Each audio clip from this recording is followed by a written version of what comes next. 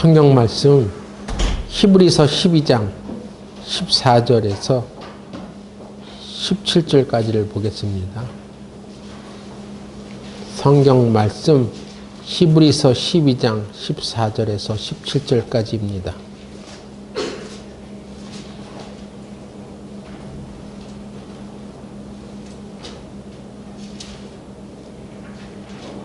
모든 사람으로 더불어 화평함과 거룩함을 쫓으라. 이것이 없이는 아무도 주를 보지 못하리라. 너희는 돌아보아 하나님 은혜에 이르지 못하는 자가 있는가 두려워하고 또 쓴 뿌리가 나서 괴롭게 하고 많은 사람이 이로 말미암아 더러움을 입을까 두려워하고 음행하는 자와 혹 한 그릇 식물을 위하여 장자의 명분을 판 에서와 같이 망령된 자가 있을까 두려워하라.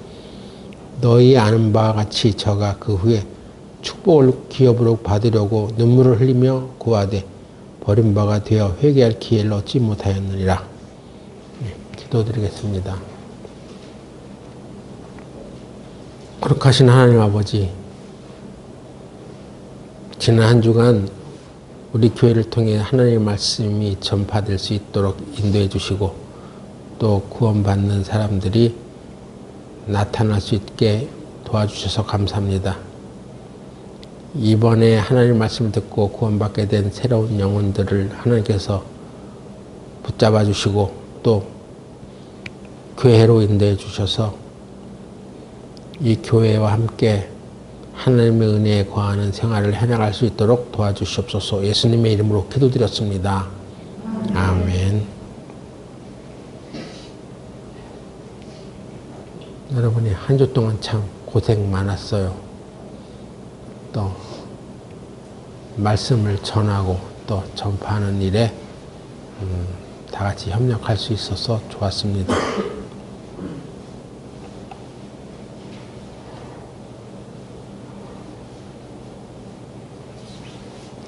예수님은 2000년 전에 이 땅에 오셨는데 나는 정말 그분을 경험하면서 살아가고 있을까요?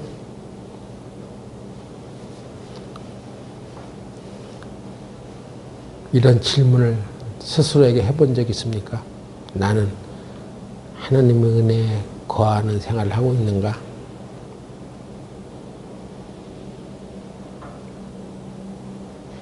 오늘 본문 히브리서 12장 14절은 이렇게 시작합니다. 모든 사람으로 더불어 화평함과 거룩함을 쫓으라. 이것이 없이는 아무도 주를 보지 못하리라. 여기 주를 보지 못하리라는 말씀은 다시 말하면 주님의 임재를 경험할 수 없다는 말입니다. 그리스도인들이 날마다 믿음으로 살아가고 하루하루를 살아가고 있는 것은 나를 구원하신 하나님의 임재를 날마다 경험하며 산다는 것을 의미합니다. 이것을 다른 말로 말하면 하나님의 은혜를 누리는 삶이다 하는 것입니다. 하나님의 은혜를 누리려면 오늘 말씀의 주제인데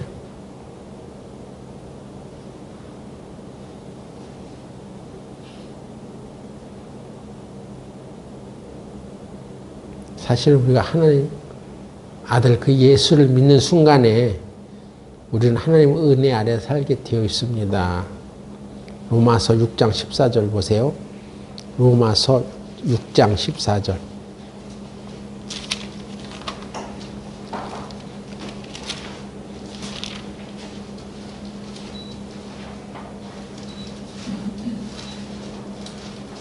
죄가 너희를 주관치 못하리니 이는 너희가 법 아래 있지 않냐고 은혜 아래 있음이니라. 네, 우리 구원받은 하나님의 자녀들은 법 아래 있지 아니하죠. 이제는 율법 아래 있지 않습니다. 은혜 아래 있다 그런 얘기죠. 그런데 그럼에도 불구하고 왜 우리는 하나님의 은혜를 경험하지 못하고 살아가고 있을까요?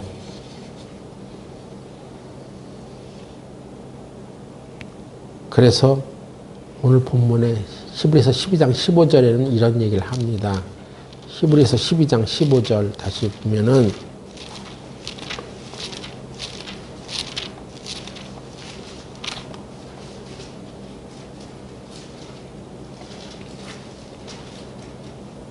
너희는 돌아보아 하나님의 은혜에 이르지 못하는 자가 있는가 두려워하고 또 쓴뿌리가 나서 괴롭게 하고 많은 사람이 이로 말미암아 더러움을 입을까 두려워하고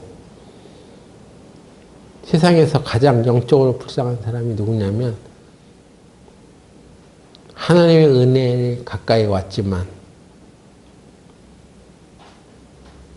그래서 교회도 나오고 신앙생활을 한다고 하지만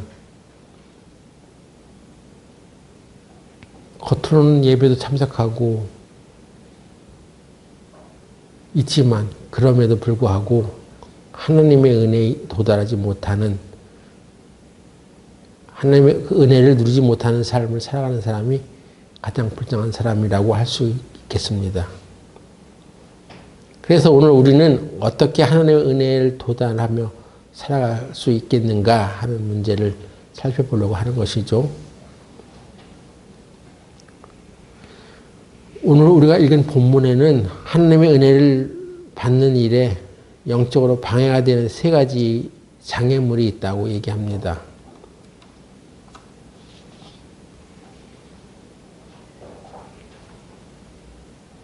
그 첫 번째가 뭐냐? 히브리서 12장 15절 다시 보면은 우리 다 같이 한번 읽어보세요. 히브리서 12장 12절에 시작하면 여러분 같이 한 목소리 읽어봅시다. 12장 15절 시작.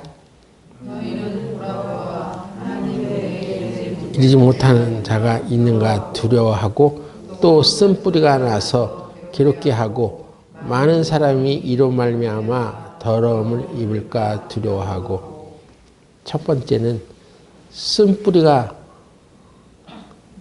나타나서 우리로 하나님 은혜에 이르지 못하게 한다는 것이죠. 그래서 우리는 쓴뿌리를 잘 관리하면서 살아야 한다는 것입니다. 그럼 쓴뿌리가 뭐냐? 쓴뿌리에 대하여 신명기 29장 18절에 나와 있는데요. 신명기 29장 18절.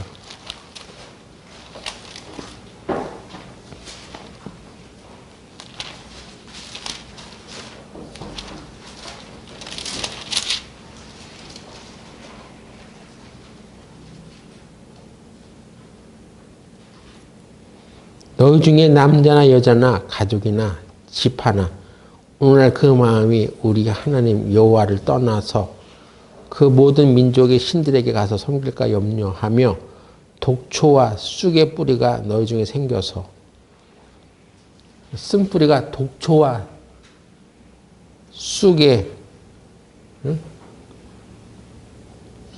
구약성경에는 독초와 쑥의 뿌리가 생겨서라고 했는데 이게 쓴뿌리라는 얘기죠. 쓴뿌리는 마음속에 자잡고 있는 어떤 독초와 쑥의 초, 쑥의 뿌리 같은 것인데 이것이 우리로 하여금 하나님의 은혜에 거하지 못하게 한다. 그것입니다.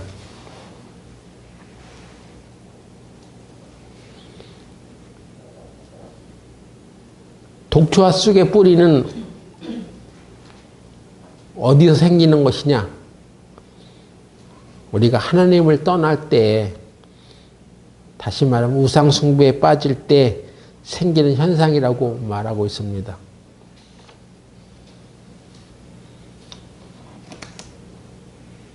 하나님 보시기에 하나님보다 더 갈망한 무엇이 여러분 마음 가운데 있다면 그것이 바로 우상이라는 것이죠.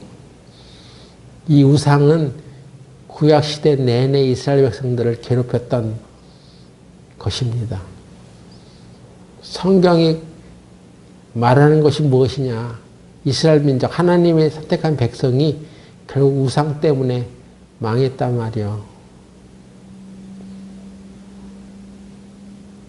여러분, 하나님보다 더 사랑하는 것이 마음 가운데 있으면 안 됩니다. 정말 하나님 밖에는 의지할 데가 없다. 나는 인생의 모든 것을 다 하나님 앞에 맡깁니다. 다른 것을 의지할 수가 없습니다. 이런 마음의 상태가 되어지길 바라요. 그래서 온전히 하나님만을 섬기고 살아갈 때 하나님은 그 백성들을 복 주시고 또 은혜를 내려주셔서 하나님이 인도하시고 이끌어 가시고 하나님의 기적과 놀라운 권능으로 다 보살펴 주셨습니다.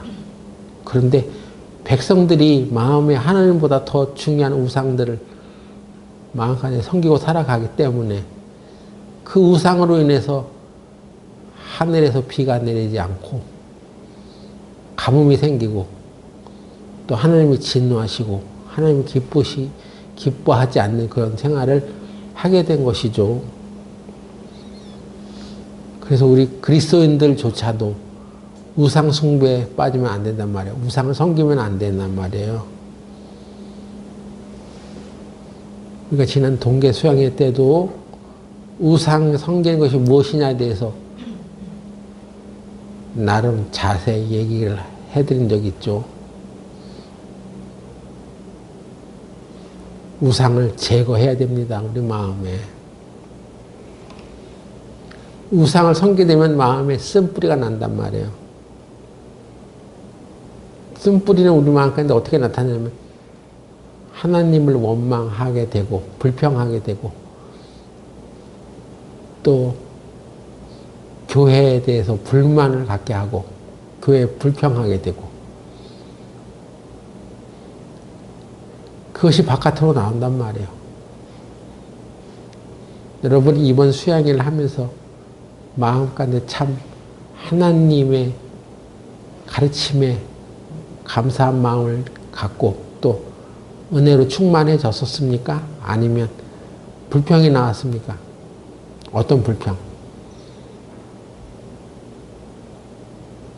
때로는 우리가 살아가고 있는 가운데 장소에 대한 불평이 있을 수가 있죠. 침대가 편하지 않아. 잠자리가 불편해 하면 불평이 나오기도 해. 그런데 그 모든 불평을 잠재울 수 있는 것은 우리 안에는 하나님의 은혜예요. 은혜가 주장되면 그런 불평, 불만은 다 사라져. 근데 은혜가 충만하지 않으면 이것도 불편하고 저것도 불편하고 불평, 불만이 쏟아지는 것입니다. 이스라엘 백성들이 바로 그랬단 말이에요.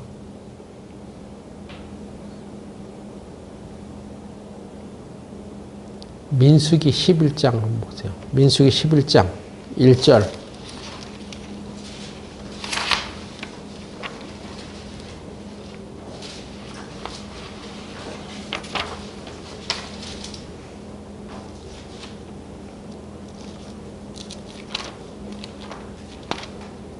민수기 11장 1절에 뭐라고 시작되냐면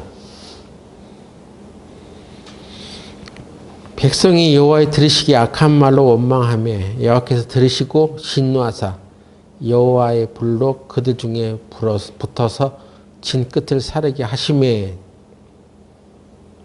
하나님이 이스라엘 백성들이 원망하는 소리를 들으셨다는 것입니다. 여러분의 원망을요, 여러분은 그냥 내가 불평이 생기니까 하는 것이라고 생각하는데 그걸 다 하나님이 듣고 계신단 말이에요. 특히 교회 공동체 안에서 원망하고 불평하면 하나님이 다 들으셔.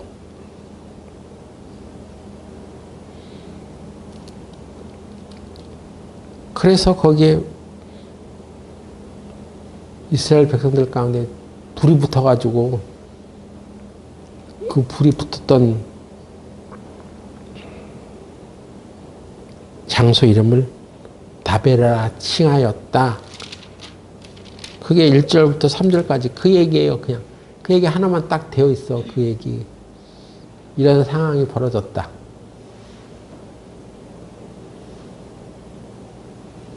왜 성경에 이런 얘기를 기록해 놨을까요? 이스라엘 사람들이 왜 불평하게 됐냐? 왜 원망을 하게 됐냐? 그것을 위해서 하나님은 어떻게 반응하셨냐. 이게 공동체에 퍼져가는 것입니다. 공동체에 영향을 준단 말이에요. 그래서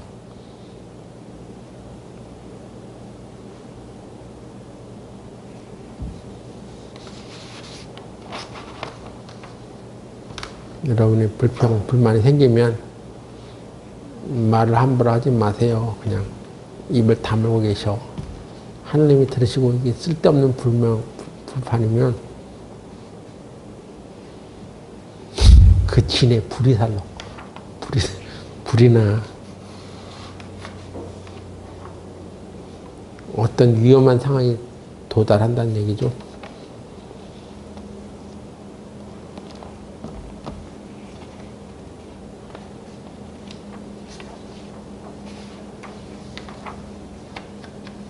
왜 원망이 생기는 것입니까?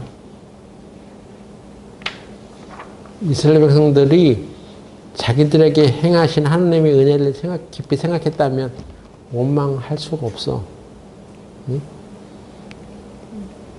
400년 동안 종살이하고 노예생활 하던 이스라엘 백성들을 탈출시켰어요. 그건 감사한 일 아니겠습니까? 여러분이 구원받게 된 건 너무 감사한 일 아니에요? 이 세상에서 정말 심판을 받고 지옥으로 갈 수밖에 없는 영혼들인데 하나님이 여러분을 건지셨어. 구원해 주셨어. 이거 얼마나 감사한 일이에요. 이스라엘 백성들이 탈출하는 길에 홍해바다 앞에 섰을 때 홍해바다가 열리고 바다에서 길이 열리고 이스라엘 백성들이 그 바다를 안전하게 걸어서 지나갔습니다. 그걸 눈으로 딱 봤으면 얼마나 하나님의 능력이 이렇게 크시냐, 얼마나 하나님의 은혜가 감사하냐, 그걸 생각할 수 있잖아요. 근데 여러분이 너무 어렸을 때 구원받은 게 얼마나 감사한지 잘 모르세요? 예? 그러면 살아가면서도 좀 느껴야지. 이 세상에는 하나님 없이 살아가는 사람이 너무나 많아요. 구원받지 못하고 살아가는 사람들이 너무나 많아요. 여러분이 아직 세상에서 오래 살지 않아서 이 세상이 얼마나 고달프고 또 험난한 곳인가를 잘 모르십니까? 이 세상에는요, 하나님 믿지 않는 사람들 중에 또 마찬가지고 또 하나님 믿는 사람들 중에서도 마찬가지고 정말 힘겹게 인생을 살아가는 사람들이 많습니다.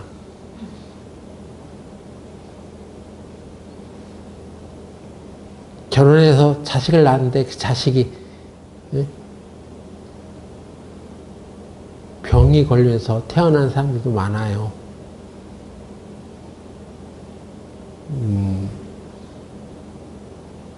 세상에서 돈을 많이 벌었는데 자식이 뇌성마비로 태어난 애들도 있더라고. 그런 자식을 둔 부모는 마음이 무너지죠. 자식을 볼 때마다.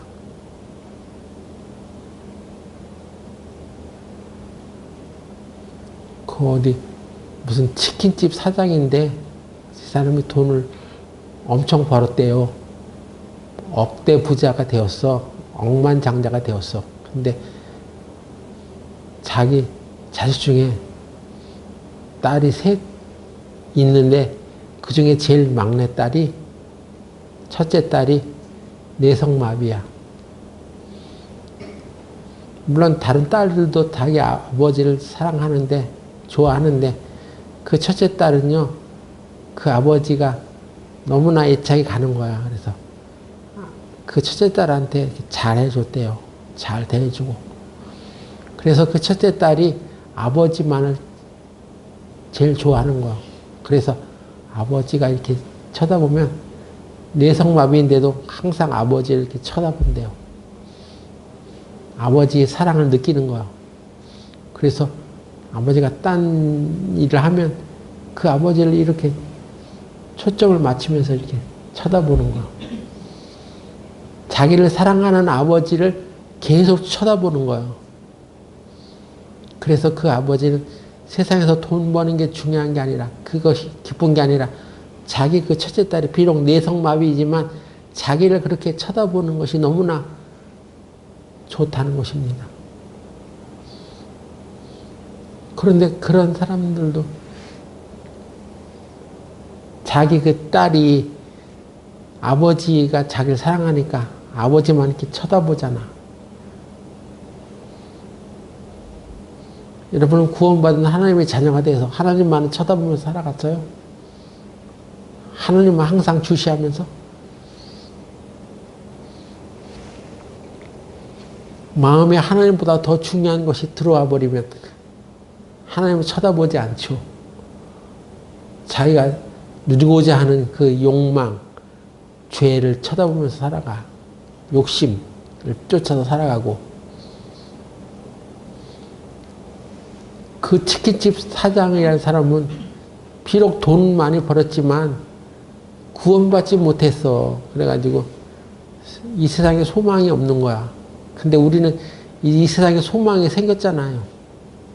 소망이 있잖아요.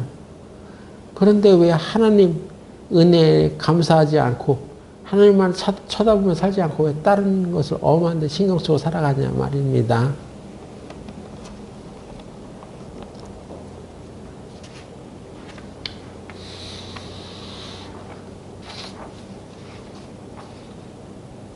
우리가 하나님을 바라보지 않는 것은요, 마음에 그 쓴뿌리가 있기 때문에 그런 것입니다. 우상을 섬기는 그런 것이 있기 때문에 그래요. 여러분이 지금 상태에서 제일 하나님보다 더 중요하고 우상이라고 생각되는 것들이 무엇입니까? 여러분은 물어보면 다 저는 하나님을 사랑하죠. 하나님을 제일 사랑합니다.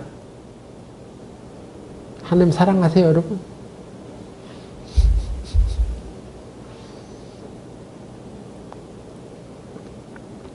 모두 다 그렇다고 대답할 것입니다. 그런데 그러면 하나님을 제일 사랑하면 하나님만을 바라보고 사는 것이죠.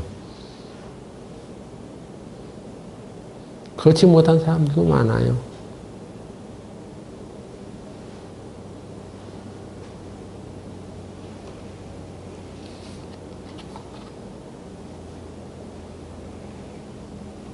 그래서 우리가 하나님을 바라보지 못하는 것은요, 우리 영적인 상태가 잘못되어 있기 때문이라는 것입니다. 두 번째로 우리가 쓴뿌리가 나서 살아가는 것은 히브리서 12장 16절 보겠습니다.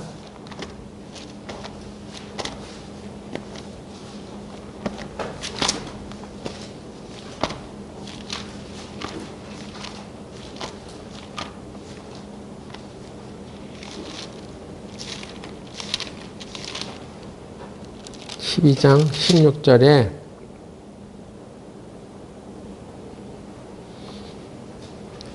음행하는 자와 혹 한 그릇 식물을 위하여 장자의 명분을 판 에서와 같이 망령된 자가 있을까 두려워하라. 두 번째, 하나님 은혜에 이르지 못하는 생활을 하는 사람은 망령된 자가 되지 말라고 경고를 했습니다. 망령? 우리 한국 사람들이 망령되다는 말을 잘 씁니다.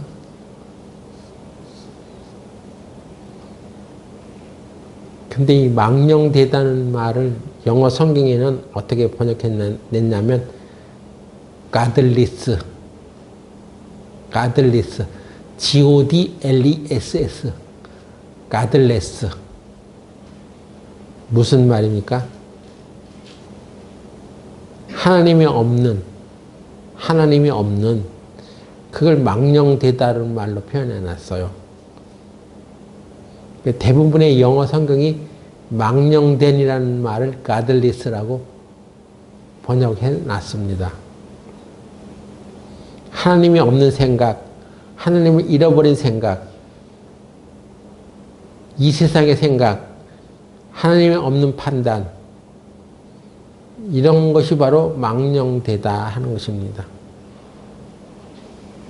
여러분이 이 세상에서 어떤 일을 판단하고 또 생각할 때 하나님 없는 생각을 하면 그건 망령된 생각이라는 것입니다.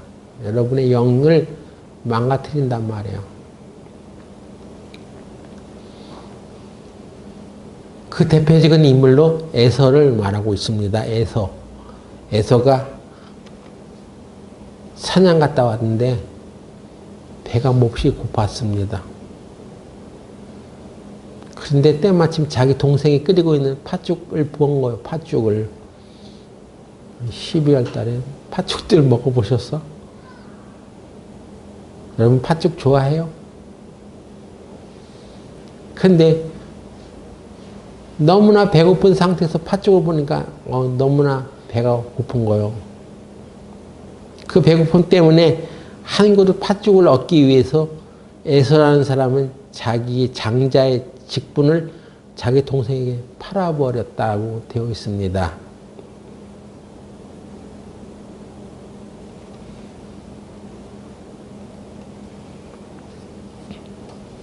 여기 보면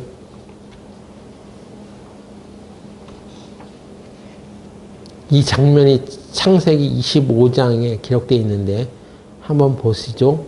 창세기 25장 30절.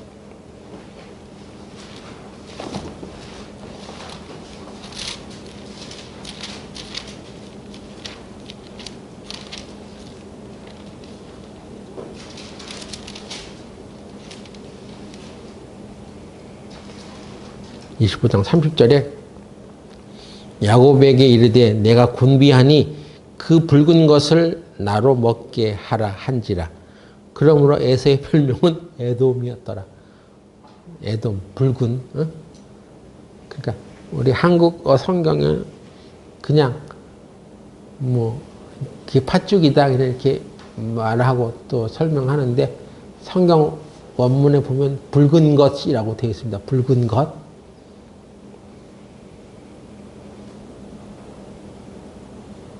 그 다음에 그 붉은 것을 우리 한글 개혁성경은 한 번 기록해놨잖아. 한 번 써놨잖아. 근데 원문 성경에는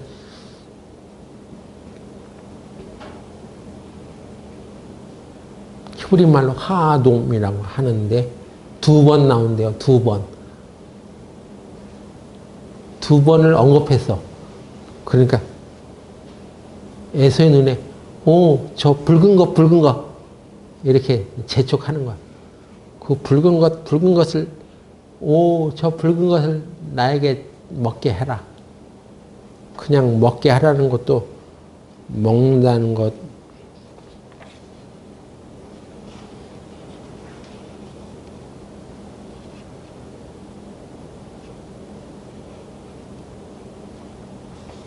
히브리어로 할 이테니라고 하는데 할 이테니는 어떻게 먹는 거냐면 꿀꺽꿀꺽 먹는다는 뜻입니다. 그러니까 붉은 것 팥죽을 딱 보자마자 눈이 돌아간 거야 그냥. 그래서 저 붉은 것 나로 먹게, 나로 꿀꺽꿀꺽 먹게 해. 그만큼 이제 허기가 졌다는 얘기죠. 그래서 야곱이 형 이거 먹으려면 장자의 명분을 내가 팔어. 근데 그래 너 가져 하고 장자의 명분을 팔아버렸단 말이에요. 이건 단지 식탐이 있어서 그랬다는 얘기가 아니에요. 저도 배고프면 또 먹을 거 있으면 먹을 거 많이 찾아. 먹는 거 좋아해. 근데 지금 이게 에서가 지금 이 팥죽을 먹는 장면을 보면 영적인 것을 소홀하게 여길 정도로 그냥 허겁지겁 먹었다는 얘기입니다. 영적인 가치를 무시하는 이런 상태.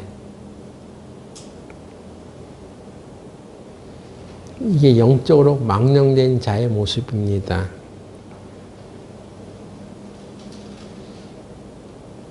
여러분 영적인 것을 소중하게 생각하고 살아가세요. 영적이다는 얘기는 예수님께서 내가 너에게 이른 말이 영이요 생명이라 했잖아요. 하나님의 말씀을 다른 무엇보다도 소중하게 생각하고 살아가냐 이것입니다.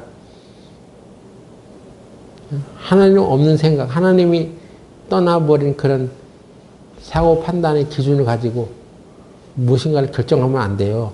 항상 어떤 생각과 결정을 할 때 하나님이 있는 상태로 생각을 해야 돼. 하나님께서 이런 것을 원하시는가? 하나님이 기뻐하시는가? 하나님이 또 뭐라고 말씀하시는가? 그 틀 안에서 생각을 하고 결정을 해야 되는 것이죠. 응? 그렇게 하지 않으면 우리는 영혼을 망령되게 하는 것이라는 것입니다.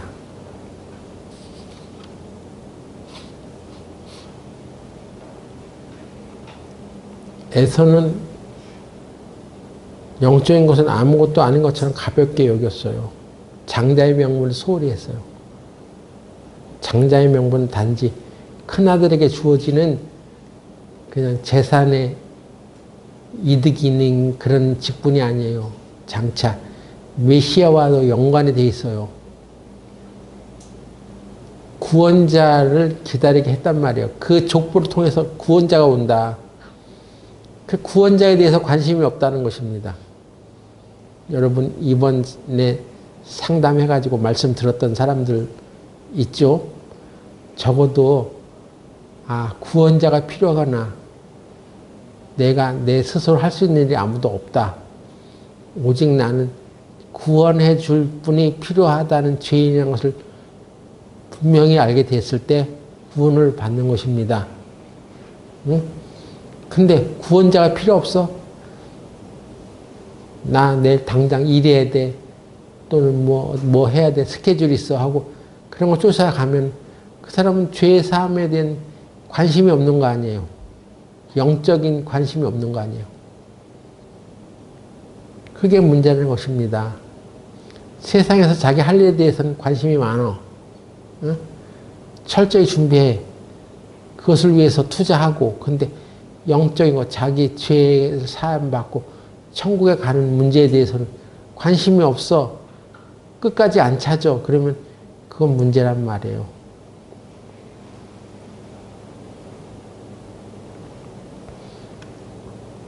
그래서 히브리서 12장 17절에 보면 이렇게 되어 있습니다. 히브리서 12장 17절.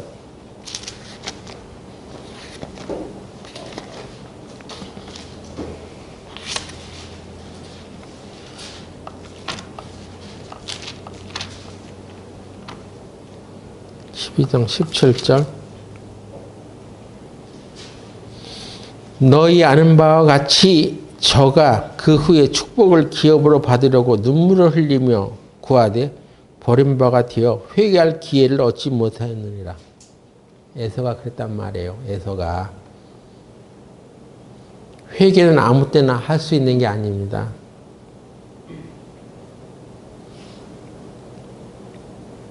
여기에 회개할 기회라고 되어 있는데 영어 성경은 회개할 장소라고 번역이 돼서 장소, place, place of repentance, 회개할 장소를 갖지 못했단 말이에요. 회개는 아무 때나 할 수 있는 게 아니에요. 성령이 역사할 때 회개할 수 있는 거예요.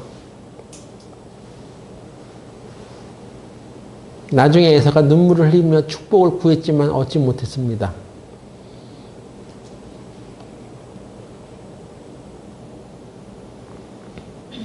여러분,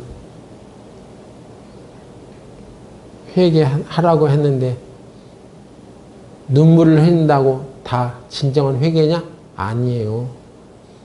집 에서가 흘린 눈물은 뭐요? 뭐 때문에 흘리는 눈물을? 너 왜 울어? 에서가 왜 울었어? 진정한 회개를 하는 것이냐? 아니야. 자기가 지금 닥칠 축복을 얻지 못한 것에 대한 후회, 뭐 이런 거요.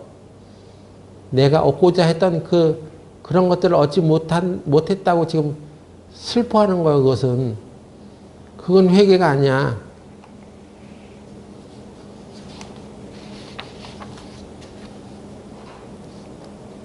눈물을 흘리는 것이 회개가 되지 않아. 우는 이유가 뭐냔 말이요. 자기가 하고자 하는 것을 못하게 하니까 그것이 슬퍼서 우는 거 아니야. 자기 육신의 욕심을 채우지 못해서 우는 거 아니야. 진정한 회개는 뭐냐? 울고불고 하는 게 아니야. 참된 성경적인 의미는 회개의 의미는 히브리어 아니 헬라어 메타노이아라고 하는데 이것은 방향이 전환되는 것을 말합니다. 방향을 전환하는 것. 지금까지 멸망의 길로 가고 있던 사람이 생명의 길로 방향을 턴하는 거야. 방향 전환. 다시 말해서 가치관이 바뀌고 하나님의 가치를 향해서 돌아서는 것, 우리의 관심이 하나님께로 향하는 것. 그전에는 나의 관심, 내 가치관에 따라서 내 생각대로 살아갔는데 이제는 하나님의 가치관에 따라서 살겠다는 쪽으로 마음이 바뀌는 것. 그게 진짜 회개인 것입니다.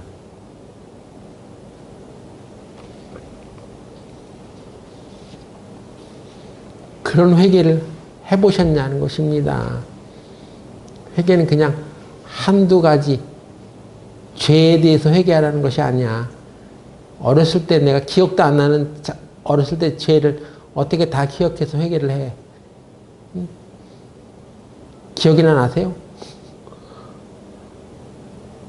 차마 다른 사람한테 얘기하지 못했던 죄들도 수두룩하잖아. 진정 회개하는 것은 그 실수와 잘못에 대해서 회개하는 것이 아니야. 하나님의 뜻대로 내가 가지 않았다는 것을 회개하는 거야. 구원받으려면 그 단 한 번의 회개가 필요하단 말이야. 그 단 한 번. 구원에 이르는 회개는 단 한 번이면 좋게. 계속 잘못을 회개하는 것이 아니야. 그것은 구원받고 나서 죄를 칠 때마다 자백하면서 잘못했어. 그런 것을 인정하는 것을 말하는 것인데 구원받기 위해서는 단 한 번이면 좋게. 난 그동안 하나님의 방향대로 가지 않았어. 죄인의 길로 달려왔어. 지금까지 내가 걸어왔던 길은 생명의 길이 아니야.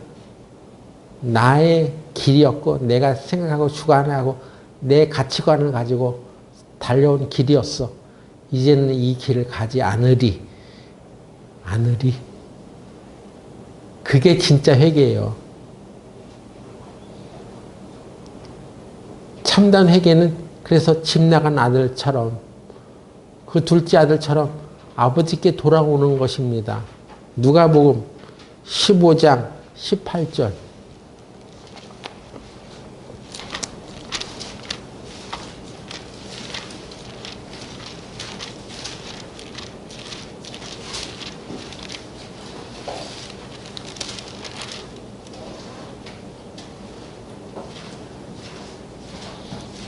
내가 일어나 아버지께로 가서 이르기를 아버지여 내가 하늘과 아버지께 죄를 얻었사오니 지금부터는 아버지의 아들이라 일컬음을 감당치 못하겠나이다. 나를 품꾼의 하늘로 보소서 하리라 하고 이에 일어나서 아버지께로 돌아가니라. 이게 구원받기 위한 진정한 회개야. 아버지께로 돌아가는 것. 마음으로 그냥 내가 잘못했지. 그렇게 그냥 생각만 하는 게 아니야. 아버지께로 돌아가는 거야. 이게 진짜 회개인 것입니다. 하나님께로 돌아가는 것. 하나님의 방법, 하나님의 뜻, 하나님의 말씀으로 돌아가는 것. 이번에 새로 구원받으신 분들 중에 구원받았다고 말을 하놓고 자기의 마음대로 살아가겠다. 그럼 진정한 회개한 것이 아니에요. 정말 구원받으신 분이라면 이제부터 나는 하나님의 말씀대로 살아가겠습니다. 하나님 뜻대로 살아가겠습니다. 이렇게 턴을 해야 돼. 방향전을 해야 되는 거야. 그 사람이 그렇게 살아갈 수 있도록 우리가 함께 기도해 줘야 됩니다. 응? 그냥 상담을 끝까지 들었다. 그것으로 만족하면 안 돼. 아니, 구원받은 우리들도 하나님의 뜻대로 턴을 하는 것이 힘든데, 이번에 새로 구원받은 사람이 그렇게 할 수 있겠어?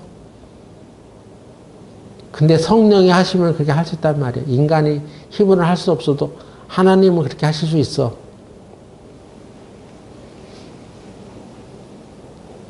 구원받고 난 사람은 은혜를 계속 누리면서 살아가야 됩니다. 은혜를 계속 누리면서 살아가려면 바로 이렇게 진정한 회개를 할 줄 알아야 돼요. 예수님이 흘리신 피, 그 거룩한 보혈로 우리가 죄를 사함받는 순간 우리는 하나님과 우리와 새로운 관계가 되는 것입니다. 마가복음 11장 24절부터 25절 보겠습니다. 그러므로 내가 너에게 말하노니 무엇이든지 기도하고 구하는 것은 받은 줄로 믿으라. 그리하면 너에게 그대로 되리라. 서서 기도할 때에 아무에게나 혐의가 있거든 용서하라.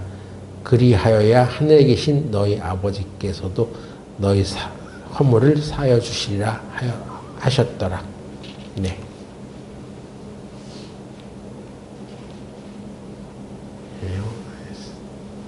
쓴뿔의 원인이 되는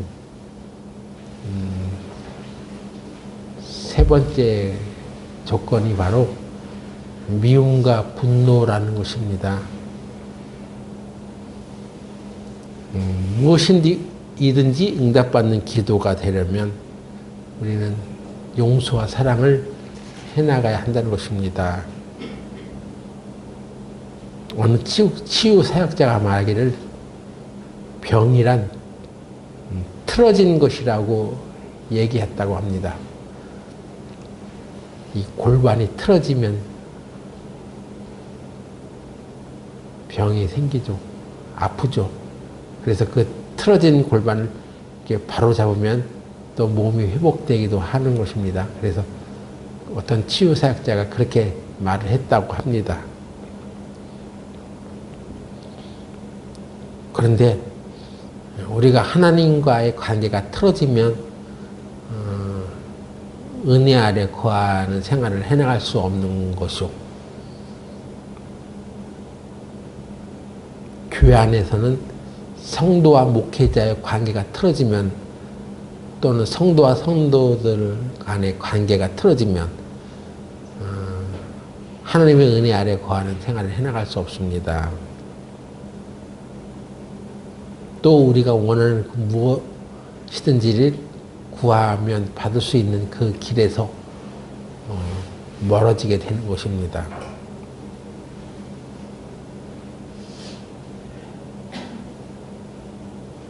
이런 관점에서 본다면 성경은 한마디로 틀어진 관계를 회복시키는 하나님의 역사를 기록해 놓은 문서라고 할 수도 있어요. 죄로 인해서 하나님과 인간의 관계가 틀어졌습니다. 그 하나님과 틀어진 관계를 회복시키는 게 바로 구원이죠. 또 유대인과 이방인과의 관계가 틀어졌는데 그것을 그리스도 십자가 안에서 화목하게 했지 않습니까? 그리고 성도와 성도 간에 성령이 하나 되게 하신 것을 평안에 매는 줄로 힘써 지키라고 사도 바울이 에베소서 4장 3절에서 말씀해 두고 있습니다.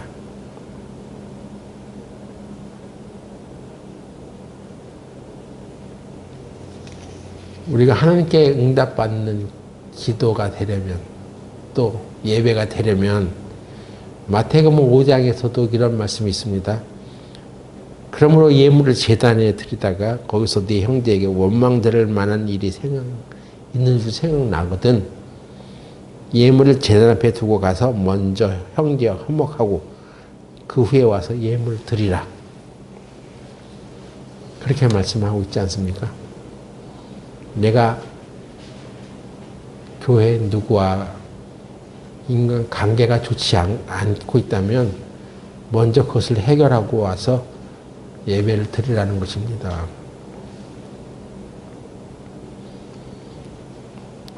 오늘 말씀 마가복음 11장 25절 말씀은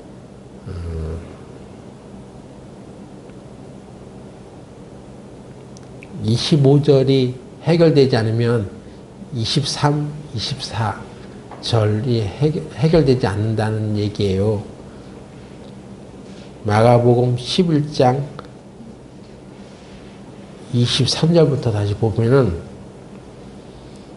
내가 진실로 너에게 이르노니 누구든지 이 산더러 들려 바다에 던주라 하며 그 말하는 것이 일 줄 믿고 마음에 의심치 않으면 그대로 되리라.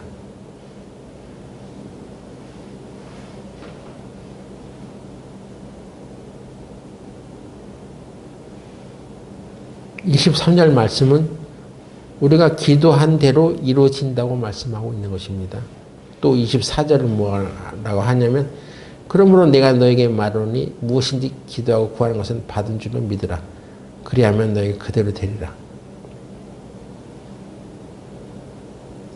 24절 말씀은 우리가 기도한 대로 이루어진다고 말씀하고 있습니다. 믿으라. 그러면 그대로 된다. 아주 굉장한 말씀이에요. 이것은. 그러나 25절에 저촉이 되면 안 된다 이것입니다. 25절이 무엇입니까? 서서 기도할 때에 아무에게나 혐의가 있거든 용서하라. 그리하여야 하늘에 계신 너희 아버지도 너희 허물을 사하여 주시리라 하셨더라. 이렇게 25절에 저촉이 되면 아무 소용이 없다는 걸 알아야 된다는 것입니다.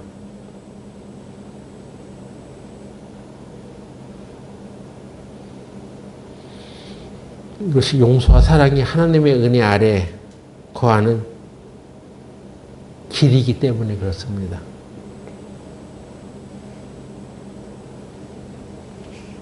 그렉 무어라는 목사님이 있는데요. 이 목사님이 쓴 책 중에 치유의 문이 열리는 12가지 비결이라는 책을 썼습니다. 이 목사님은 목에 암이 생겼대요. 그랬었는데 치유의 말씀을 깨닫고 하나님의 말씀으로 그 병을 고침받기를 원했답니다. 그래가지고 3명의 목사님에게 가서 얘기를 들었습니다. 근데 그 첫 번째 목사님이 말하기를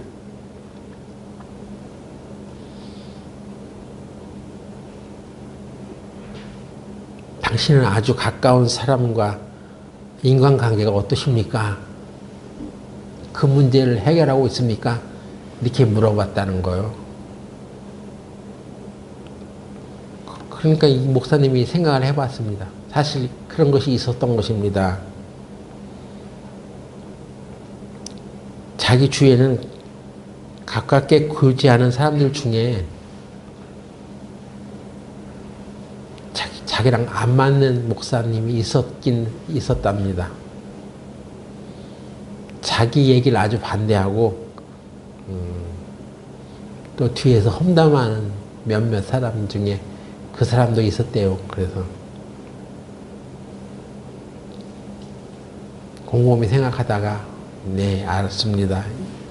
저도 그 문제를 주님께 기도하면서 해결하겠습니다 하고 와서 그 사람과 틀어진 인간관계를 해결했더니 자기 목에 암이 사라졌다는 거예요.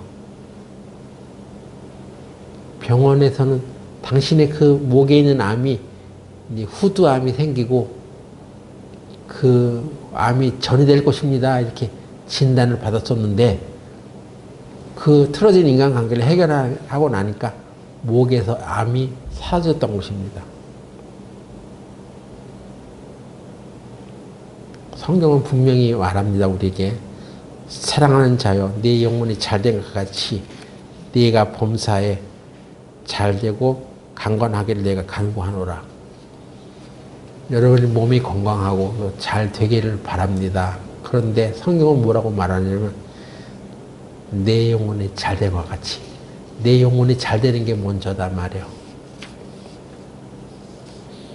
네 영혼이 잘되면 범사가 잘되고 강건해진다.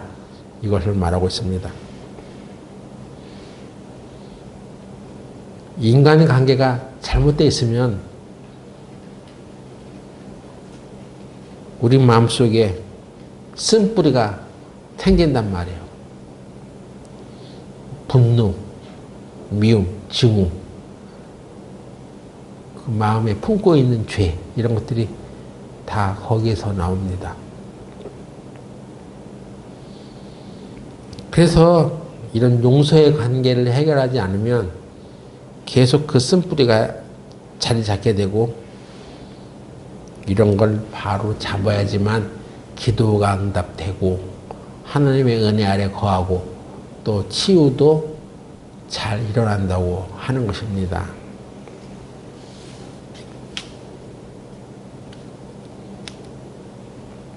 용서하지 못하는 마음은 무엇입니까?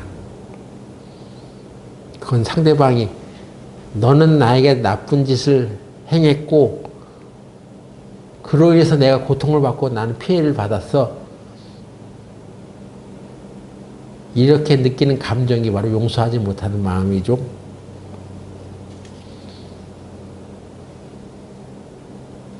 그래서 원한을 갖게 되는 것입니다.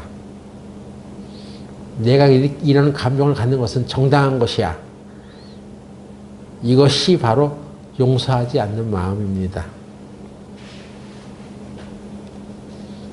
근데 우리가 그렇게 우리 마음에서 미워하게 되면 사실은 자기에게 해를 끼치는 거예요.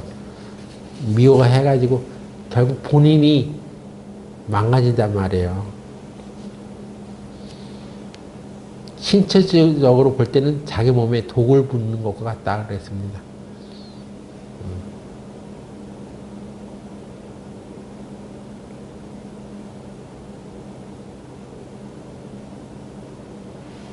그런데 또 하늘나라의 관점에서 보면 용서하지 않겠다는 것은 나의 그 옛사람, 거짓 자아라고도 하는데 옛사람을 십자가에 못 박지 않겠다는 뜻입니다. 나는 나를 포기하지 못하겠어. 저 사람이 자기를 잘못했다고 표정이라도 지으면 말이라도 하면 내가 용서해 주겠는데 아니 자기는 아무것도 잘못한 것이 없다고 그러는데 어떻게 내가 용서할 수 있겠어. 이런 생각이 들면 용서를 못 하거든요.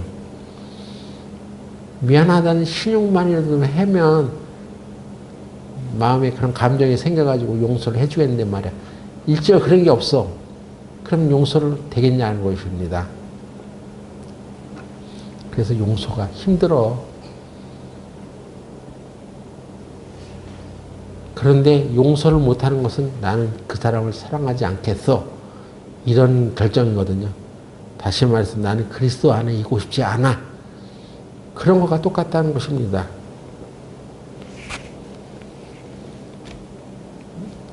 이 문제는 그리스도 밖에서 내가 해결하겠어. 응? 그것이 바로 용서하지 않는 마음이죠.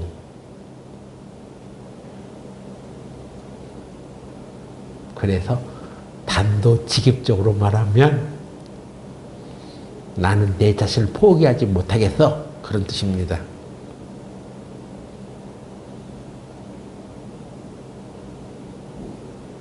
그래서 어떤 일이 벌어집니까? 그렇게 되면 남을 용서하지 않으면 하나님이 뭐라고 말씀하십니까? 하나님도 나를 용서하지 않겠다고 하시는 것입니다. 하나님의 용서를 내가 누릴 수 없다는 것이죠.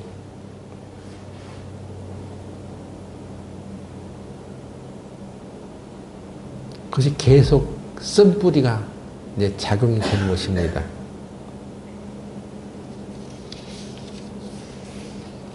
용서하는 태도는 정말 쉽지 않아요. 용서를 한다는 것은 다른 말로 사랑한다는 얘기랑 똑같습니다. 하나님의 사랑으로 사랑한다. 그게 용서한다는 것입니다.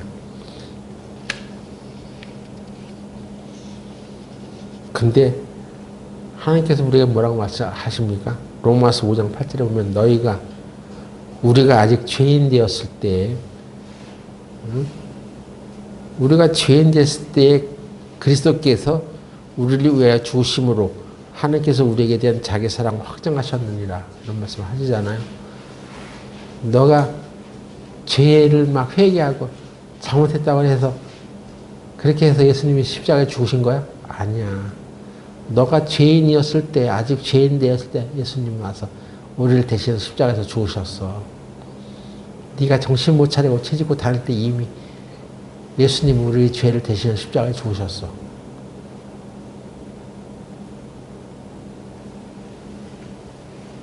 그걸 우리가 받아들인 거죠. 그것을 믿는 것입니다.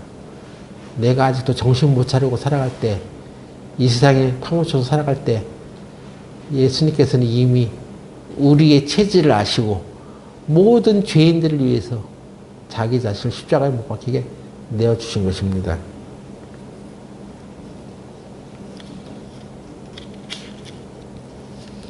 그리고 뭐라고 말씀하십니까? 내 사랑하는 자야. 로마서 12장 19절에 보면 너희가 친히 원수를 갚지 말고 하나님의 진노하심에 맡기라. 기록되었을 때 원수 갚는 것이 내게 있으니 내가 갚으리라. 주께서 말씀하시니라. 원수 갚는 것이 내게 있으니까 내게 맡겨. 근데 내가 용서를 못하는 것은 아니요. 이건 내가 해결하겠습니다. 나는 그리스도 안에 들어가지 않겠습니다. 그리스도 밖에서 내가 해결할게요. 이런 것과 똑같은 것입니다. 그리스도 밖에 있겠다는 얘기입니다.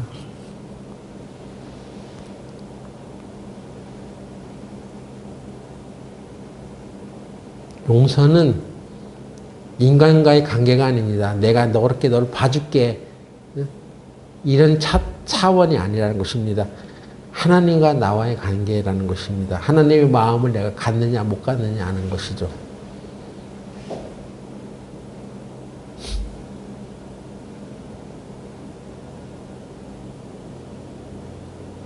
용서에 대해서 예수님도 많은 말씀을 하셨습니다. 특별히 마태복음 18장에는 1만 달란트 빚진 자, 200데나리온 빚진 자에 대한 이야기를 주님께서 하십니다. 마지막 때 천국은 그 종들과 결산하려던 어떤 인과 같다. 다시 말해서 주님께서는 마지막 때 이런 걸 결산한다는 얘기입니다. 너는 1만 달란트 빚진 자로 탕감받은 자야. 우리가 구원받은 사람들은 1만 달란트 빚진 것을 탕감받은 사람들이다. 그리고 우리가 생활하면서 어떤 사람이 나한테 잘못한 거 또는 빚을 못 갚는 거, 이런 것은 200데나리온의 빚과 같아. 너가 1만 달란트 빚을 탕감받는데 200데나리온 못 갚는 사람의 목줄을 쥐어잡고 옥에 가두겠느냐? 나중에 주님께서 이것을 정산한다는 것입니다. 이런 것을.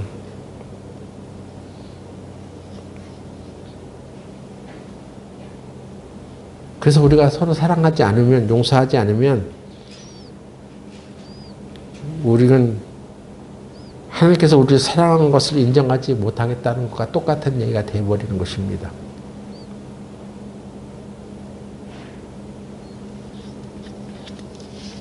우리가 사랑하는 게 아니야. 우리가 용서하는 게 아니야. 예수님이 우리에게 부어주신 사랑으로 그것을 베푸는 거예요. 모든 복음의 출발은 나부터 시작되는 게 아니야. 예수님부터 시작되는 것입니다.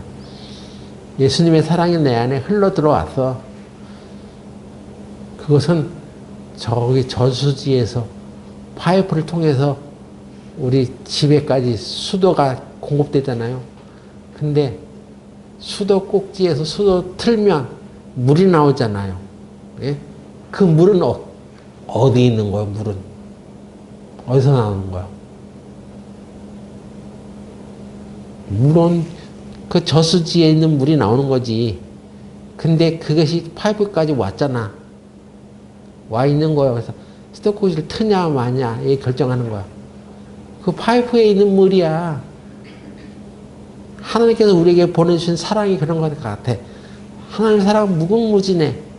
그런데 그게 우리에게까지 와 있어. 나한테 와 있는 거야. 근데 내가 그걸 틀어주냐 마느냐 하는 것입니다. 응? 이해하시겠어요? 그래서 나는 용서할 수 있는 마음이 없어. 그런 감정이 안 들어. 그래서 용서 못하는 게 아니야. 하나님의 사랑이 용서가 우리 마음 가운데 이미 와 있어. 그래서 내가 틀느냐 못 틀느냐 하는 것입니다. 그래서 내가 다른 사람을 용서할 때 하나님의 용서를 느끼는 것이고 내가 다른 사람을 사랑할 때 하나님의 사랑을 느끼는 것입니다. 수도꼭지에 물을 틀면 물이 나오는 것처럼. 그래서 내가 십자가에 내 자신을 못 박느냐 이게 관건인 것입니다. 누구든지 예수님을 쫓아가려면 자기를 부인하고 자기를 십자가에 못 박지 않고서는 자기 십자가를 지지 않고서는 나를 따라올 수 없다고 예수님께서 말씀하신 것이 바로 그런 이유입니다. 내가 여전히 살아있으면 내 감정, 내 생각이 살아있으면 용서하고 싶지 않죠. 그리고 용서할 수도 없어. 그러나 내가 너를 사랑한 것 같이 너희도 서로 사랑하라. 그 사랑이 바로 뭐냐? 하나님이 나를 그렇게 용서해 준 것처럼 너희도 용서해라. 말은 쉬운데요. 그것 실제로 하려면 여전히 내가 살아있는 사람은 할 수 없습니다. 힘듭니다. 그래서 하나님이 주시는 공급이 있다는 것을 믿고 그것을 해야지만 할 수 있는 거예요. 그래서 용서는 믿음의 문제야, 믿음의 문제. 그래서 여기 마가복음 11장 24절에 네가 원하는 것을 다 이룰 것이다. 기도한 대로 받으라. 받을 것이다. 우리는 그걸 믿는 거잖아. 하나님 그렇게 하신 말씀을 믿는 거잖아. 그런데 네가 기도할 때 어떤 형제를 용서하지 않으면 아무 효력이 나타나지 않는다는 것을 성경이 말하고 있는 것입니다. 이렇게 우리가 용서와 사랑을 자기 힘과 능력으로 해나가지 말고 항상 예수님을 생각하고 그 힘을 바탕으로 해나가시기 바라요. 그래서 항상 하나님의 은혜에 거하는 생활을 해나가시기 바랍니다. 승리하시기 바랍니다. 기도하고 마치겠습니다.